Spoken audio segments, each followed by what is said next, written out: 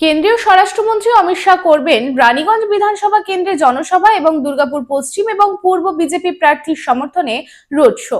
সোমবার 13 এপ্রিল রানীগঞ্জ বিধানসভা কেন্দ্রে বিজেপি প্রার্থী পার্থ ঘোষের সমর্থনে কেন্দ্রীয় স্বরাষ্ট্রমন্ত্রী অমিত শাহ অন্ডালের খান্ডরা ফুটবল ময়দানে জনসভায় বক্তব্য রাখবেন এবং এই দিনই দুর্গাপুর পূর্বের প্রার্থী চন্দ্রশেখর ও পশ্চিমের প্রার্থী লক্ষণ ঘরুয়ের সমর্থনে ইস্পাতনগরী দুর্গাপুরের রাজেন্দ্র প্রসাদ কালী মন্দির দুর্গাপুর চণ্ডীদাস বাজার হয়ে রোড শো করবেন। রোড শোটি মার্কনি দুর্গাপুজো ময়দানে শেষ হবে। অমিত শাহের রোড শো ও সফর নিয়ে নিরাপত্তা জোরদার করা হয়েছে।